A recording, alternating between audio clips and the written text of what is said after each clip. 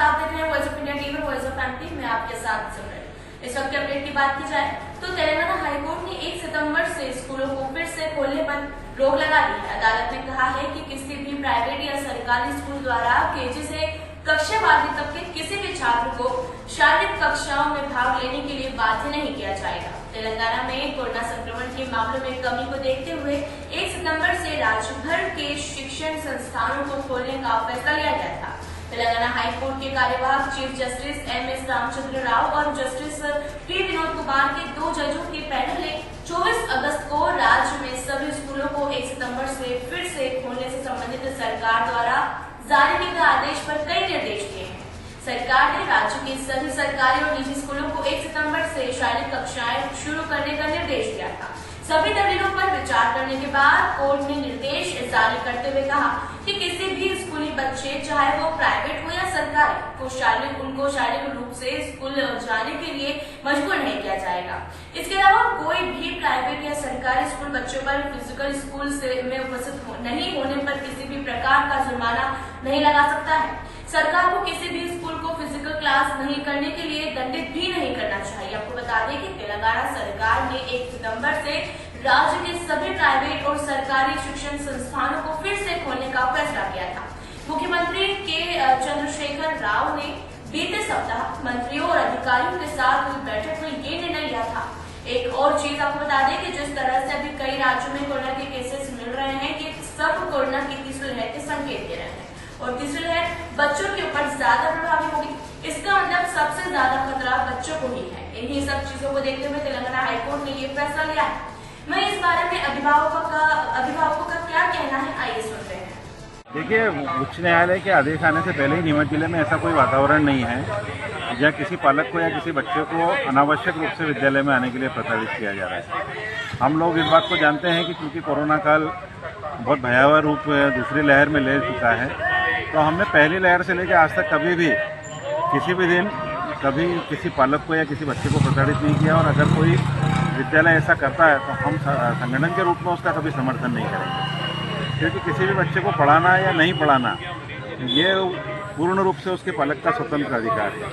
हम सर्व शिक्षा अभियान के तहत ये जरूर चाहते हैं कि हमारे देश का हर नागरिक शिक्षित हो, परंतु वो अनिवार्य रूप से शिक्षा लेने स्कूल में ही आए, ऐसा बिल्कुल भी आवश्यक नहीं है। यदि विद्यालय में ऑनलाइन शिक्षा है, जो भी व्यवस्था वहाँ है, उसके अंतर्गत उसको अपनी शिक्षाएं ग्रहण करनी चाहिए। कोरोना महामारी के बाद तीसरी लहर की संभावना से इनकार नहीं किया जा सकता है। वर्तमान में जो बच्चे स्कूल जाएंगे उनके लिए वैक्सीन की भी कोई व्यवस्था नहीं।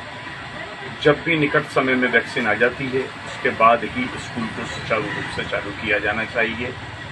साथ ही साथ मैं एक बात यह भी कहना चाहूँगा, पिछले 2 सालों से कोरोना के कारण स्कूल बंद है, मगर फीस पूर्णतः रूप से चालू है। बच्चों को हर समय प्रेशर दिया जाता है, अभिभावकों को प्रेशर दिया जाता है कि आप अपना फीस जमा कराएं। कई बार मैं देखता हूं कि मोबाइल में कभी भी किसी भी समय मैसेज भेज दिया जाता है, रात की 11-11 बजे तक उनका मैसेज आता है कि फीस जमा कराएं। क्यों फीस जमा कराएं? फीस में कोई ना कोई कटौती तो होनी ही चाहिए। जब आपका इलेक्ट्रिसिटी का बिल बच रहा है, वाटर का बिल बच रहा है, आपके जो शिक्षक हैं उनको आने जाने का पेट्रोल बच रहा है, और भी ऐसे कई छुपे हुए खर्चे हैं जो स्कूल प्रशासन को बच रहे हैं, मगर वो फीस पूरी ले रहे हैं, जो कि पूर्णतः गलत है। मगर क्या करें, केंद्र सरकार व राज्य सरकार दोनों की उदासीनता हमें इसमें देखने को मिल रही है। मैं दोनों ही से निवेदन करना चाहूँगा, माननीय मुख्यमंत्री जी से, माननीय शिक्षा अधिकारी महोदय से, या जो शिक्षा विभाग संभाल रहे हैं उनसे संबंधित मंत्री महोदय से, कि इस विषय पर अपनी बारीक नजर रखकर अभिभावक एवं बच्चों को प्रताड़ित होने से बचाएं। पालकों की मजबूरी है कि बच्चों को तो पढ़ाना ही है। अब स्कूल चाहे जो शर्त रखे, चाहे जैसी शर्त रखे, क्या करे अभिभावक? ऐसा तो नहीं वो गलत निर्णय के आगे बच्चों को पढ़ाने से वंचित रह जाए। उसे तो मजबूरी में उन किसी भी तरह के नियम पे, चाहे जैसे नियम स्कूल प्रशासन बना दे, उसकी मजबूरी है उसे को दस्तखत करने हैं। बड़ी विडंबना है कि बच्चों को पढ़ाए, भली बच्चा स्कूल से इन्फेक्टेड होकर आ जाए, पूरा परिवार इस महामारी की चपेट में आ जाए, मगर स्कूल प्रशासन मालूम नहीं क्या निर्णय लेके बैठा है कि नहीं, आपको तो हमारी शर्तों पे, हमारे नॉर्म्स पे आपको दस्तखत करने हैं और पालकों की मजबूरी है कि वो क्या करें। स्कूल प्रशासन की मनमानी चल रही है, फीस पूरी वसूली जा रही है साल भर की, और बच्चों को ऑनलाइन पढ़ाई की जा रही है।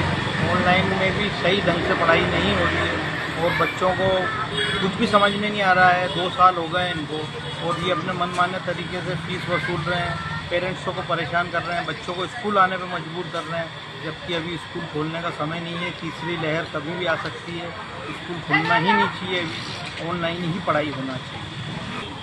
ये ज़बरदस्ती का प्रशासन, मतलब स्कूल प्रशासन का डंडा है कि आपको बच्चों को भेजना पड़ेगा, जबकि शासन भी ये चाहता है कि 50% बच्चे स्कूल में आएँ, और उसमें भी बड़ी क्लासों के लिए है। छोटी क्लासों के लिए तो अभी बिल्कुल खोला नहीं जाना चाहिए, क्योंकि वैक्सीन अभी बच्चों की कोई भी तरह की वैक्सीन अभी लगी नहीं है, एक भी तरह की वैक्सीन आई नहीं है। अभी 18 से ऊपर के वैक्सीन आई है, तो अभी स्कूल खोलने का कोई औचित्य नहीं है। स्कूल को अभी वैक्सीन जब तक नहीं लगे, जब तक बच्चों को आने के लिए बाधित नहीं किया जाना चाहिए, और पेरेंट्स को भी परेशान नहीं करें और बच्चों को भी परेशान नहीं करें अभी स्कूल आने के लिए। कोरोना खत्म नहीं होता है तब तक विद्यालय कॉलेज ये चालू नहीं होना चाहिए। और जहाँ तक ज़बरदस्ती फॉर्म भराने जा रहे हैं, तो पहले तो वैक्सीनेशन तो आवे। आज मेरे बच्चे को ले आओ आप, तो ये अभी 16 साल का है, 16 साल का है, वैक्सीन लगी नहीं है। अब कल से अगर इसको स्कूल भेजते हैं और अगर इसमें कोई पॉजिटिव वगैरह कुछ होता है, तो जवाबदारी किसकी रहेगी? स्कूल विभाग लेगा या पेरेंट्स लेगा? तो कम से कम पहले टीकाकरण पूरा हो जावे, वैक्सीनेशन पूरा हो जावे। जब 2 साल से स्कूल नहीं लग रहा है, तो इस साल की स्कूल नहीं लगाएगा।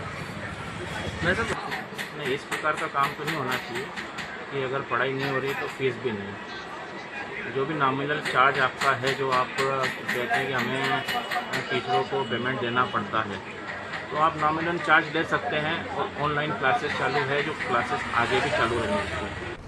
तो जैसे कि आपने इसमें जाना, वही इस विषय में स्कूल प्रिंसिपल का क्या कहना है, उन्हें भी सुन लेते हैं। आइए। स्कूल खुले हैं, प्राइवेट स्कूल 6 से 8 के और 9 से 12 के पहले से चल रहे हैं। स्पष्ट निर्देश हैं प्राइवेट स्कूल को कि पालक की सहमति से ही जो है बच्चे स्कूल आएंगे, कोई भी ज़बरदस्ती नहीं कर सकता। ऐसी स्थिति हमारे पास में आएगी तो हम स्कूल के लिए कार्रवाई करेंगे। नहीं, अगर विद्यालय उनको ये व्यवस्था देता है ऑनलाइन की, तो ही वो कर पाएगा। और अगर वो स्कूल नहीं आना चाहता है, तो ऐसे स्कूल में वो एडमिशन ले सकता है जहाँ ऑनलाइन की कक्षाएं हैं। लेकिन अगर शासन ने 50% क्षमता के साथ स्कूल खोल दिए हैं, तो वो उसमें पढ़ाई कर सकता है। देखो, हमारा काम है शासन के आदेशों का पालन। आज से 6 से 8 के स्कूल खुले, 9 से 12 के हम पहले स्कूल खोल चुके हैं। 50% क्षमता और कोविड के जो भी प्रोटोकॉल है उसका पालन करते हुए हम स्कूल चला सकते हैं। तो हम वही कर रहे हैं। प्रशासन जो भी आदेश जारी करता है वो सब सोच समझ के जाए। तो जैसा कि आपने इस अपडेट में जाना कि किस तरह से तेलंगाना हाईकोर्ट ने जो आदेश दिए हैं और आज से 1 सितंबर से स्कूल खोलने को लेकर उन्होंने इस पर रोक लगा दी है। जो आज से स्कूल खुलने वाले थे, उसको उस फैसले पर जो उन्होंने रोक लगा दी कि 1 सितंबर से स्कूल नहीं खुलेंगे और बच्चों के साथ में कोई भी जबरदस्ती नहीं चलेगी। जिस तरीके से वहाँ पर तेलंगाना में स्कूलों की तरफ से जबरदस्ती की जा रही थी कि बच्चे स्कूल में आकर ही पढ़ेंगे, फिजिकल क्लासेस ही लेंगे, लेकिन अब उस पर तेलंगाना हाईकोर्ट ने रोक लगा दी है कि बच्चों के साथ में कोई भी जबरदस्ती नहीं होगी और अगर बच्चे क्लास में अटेंड नहीं होते हैं तो उन्हें पनिशमेंट भी नहीं दिया जाएगा। जैसे कि आपने इसमें अभिभावकों का भी सुना कि उन्होंने उनका क्या कहना है और वहीं प्रिंसिपल का भी क्या कहना है, इस बारे में आपने इसमें पूरी अपडेट में जाना। वहीं कोरोना की तीसरी लहर के भी अभी संकेत बने हुए हैं, तीसरी लहर में भी प्रभावित है, तो और तीसरी लहर बच्चों को बच्चों के ऊपर ज्यादा प्रभावित होगी। इसीलिए इसको इन सब चीजों को देखते हुए ऑनलाइन क्लासेस और इसके लेकर कई गाइडलाइन भी जारी की गई है। 50% बच्चे ही क्लासेस में शामिल हो सकेंगे, जिसको देखते हुए, कोरोना को देखते हुए ये सब निर्णय लिए गए। ये जो अपडेट थी हमें हमारे रिपोर्टर दीपक सासिफली हमें दे रहे थे। जैसे कि आपने इस अपडेट में जाना, ऐसे हर छोटी से बड़ी अपडेट्स के लिए बने रहे हमारे साथ। वॉइस ऑफ इंडिया टीवी पर। जय हिंद, जय भारत।